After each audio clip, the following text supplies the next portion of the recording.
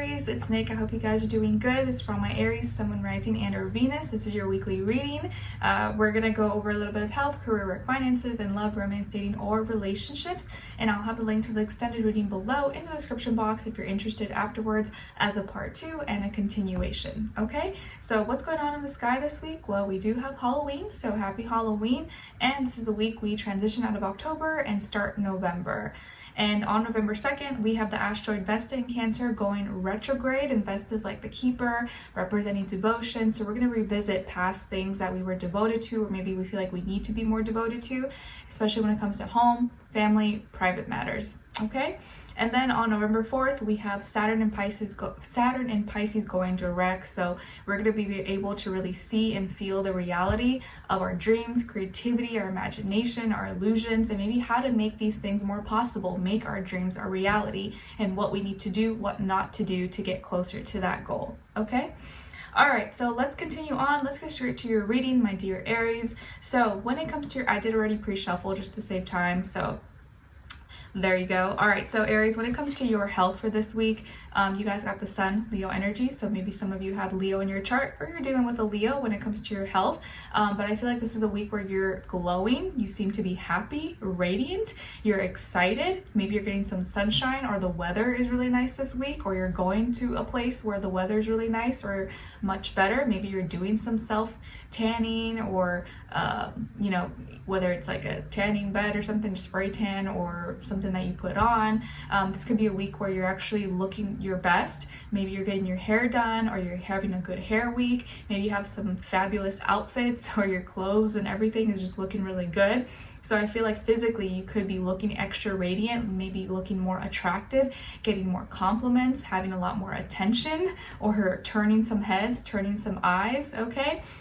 But overall, it just seems like you're very happy, you're warm, you're bubbly, you're excited, or you're maybe you have some good news. You have some good news, and that's why you're just like, a big smile, you're like loving life, possibly, okay? But even if that's not the case, at least you look good, okay? All right, so when it comes to your work, school, career, and finances, for this week, guys, it looks like something that maybe almost fell apart, or could have almost fell apart, was saved, or you saved it. So you could have saved something from falling apart or getting destroyed, or it got saved somehow. And this could have been something internal, or like within the company, or at work, or at school, or like something that maybe almost got destroyed, or was like almost gonna like be a flop, or something happened and you just came in, as quickly to save it, or you saw something before hitting submit, you're like, I'm so glad I did that, because if not, that would have ruined everything.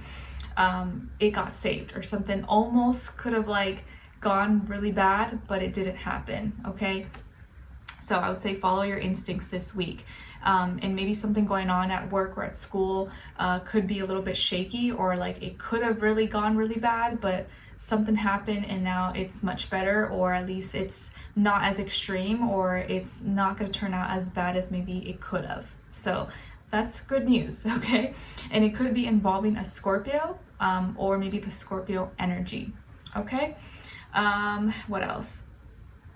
Yeah, and I think how you feel about it emotionally could be changing, or it almost could have made you feel totally different about it, but like, okay, you're still sticking it through, or you don't need to exactly change anything. Like maybe something terrible almost happened, but it didn't happen, so it was fine. It's like maybe there was like some kind of scam or hack or something was stolen, but then they ended up catching it before it actually happened, or before disaster hit, okay?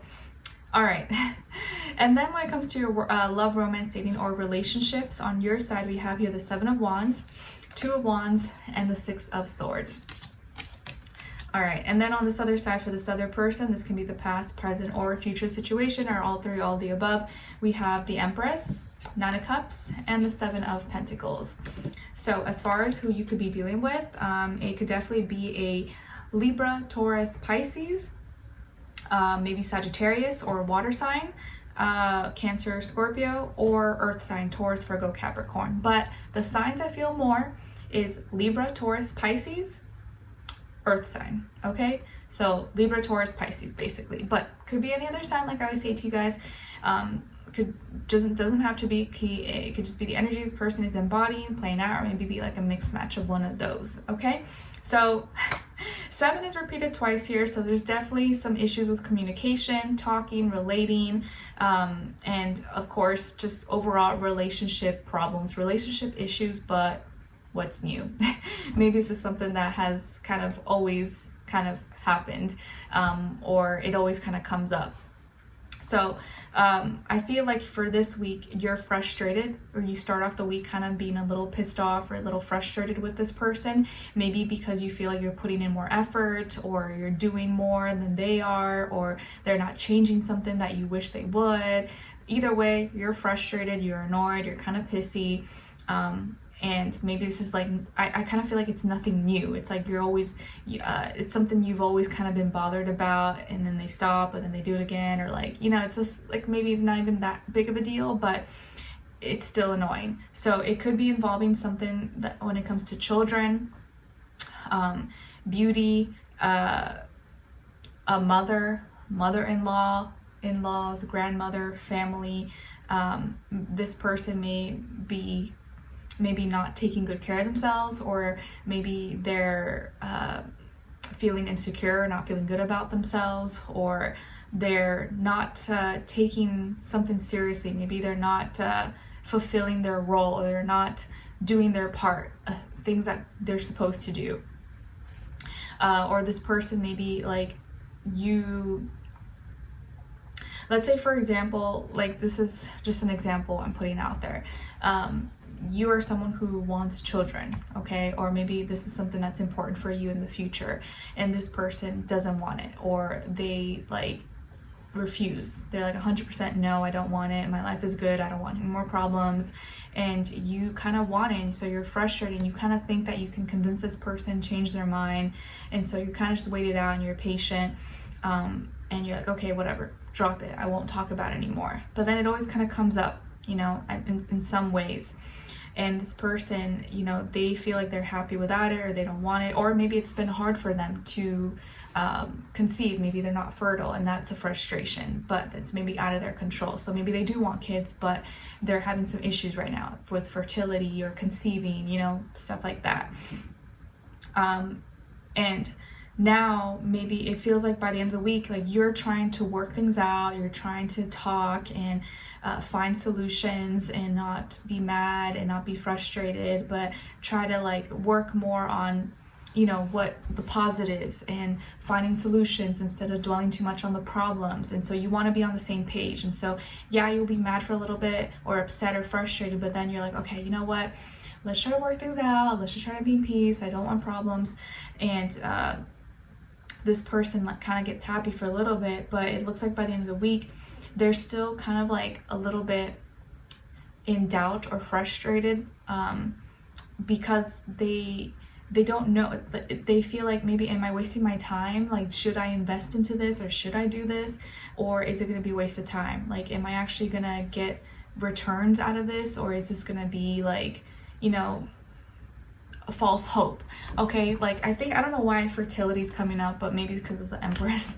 But like, let's say maybe you guys are trying to conceive, maybe this person's trying to have kids, but they can't, and so they're trying different methods and seeing the doctors and doing all these alternative, you know, things that maybe cost a lot of money, or they're just trying, you know, whatever they can. They're like, is this worth it? Is this gonna work, or is this gonna be a waste of time? Like, I don't know, like, is this possible for me? So there's some frustrations here with this person, but you're trying to be positive about it, and you're trying to like find any resources or help.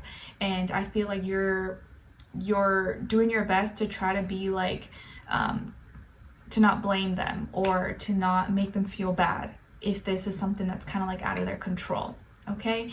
And maybe this person is kind of going through it and feeling like, you know, they are not connected to their body, or like something's wrong with them, and like you don't want them to feel that way, so you try to put good energy, good words out there that can make them feel better, okay? Or vice versa.